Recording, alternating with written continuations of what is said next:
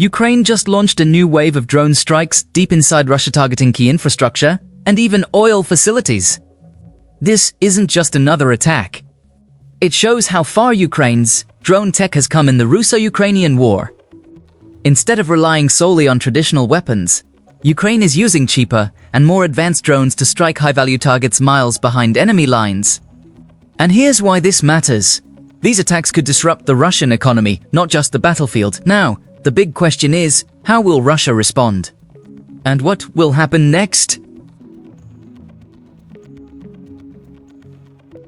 Ukraine launched a wave of drone attacks on targets across Russia on Sunday, May 3rd, hitting the Baltic seaport of Primorsk and setting it on fire and striking a number of vessels.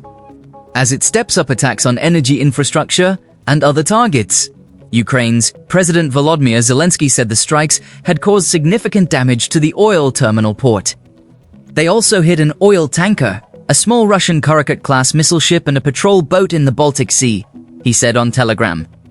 Each such result further limits Russia's war potential, he wrote. Alexander Drozdenkov Toport, Side Moritan 6th overnight.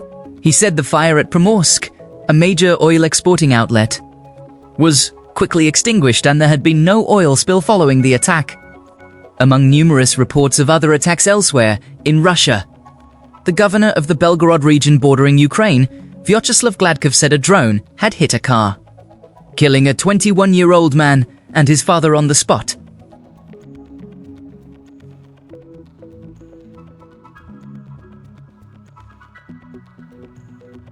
Primorsk, one of Russia's largest export gateways, has capacity to handle 1 million barrels per day of oil supply.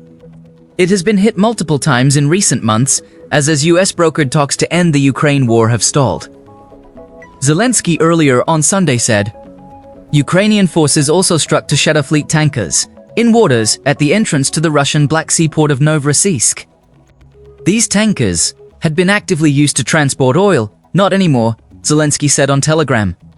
Ukraine's long-range capabilities will continue to be developed comprehensively, at sea, in the air, and on land. Kremlin spokesman Dmitry Peskov said global oil prices may rise further if Ukraine continues to hit Russia's oil infrastructure, Russian TV reported. If additional volumes of our oil are dropped from the market, prices will rise further from current levels, which are already above 120 United States dollars a barrel, Peskov said. That would mean that even with lower export volumes, our companies would earn more money and the state would receive more revenue. Moscow Regional Governor Andrei Vorobyev said on Saturday evening that a 77-year-old man had died in a village following a drone strike. And Sergei Sobyanin, mayor of the city of Moscow, said 4 drones were downed on their way to the Russian capital. Vasily Anakin, governor of the western Smolensk region, said 3 people, including a child, were injured on Sunday after a drone attacked an apartment block there. Russian troops were meanwhile inching towards the city of Kostiantynivka in Ukraine's eastern Donetsk region.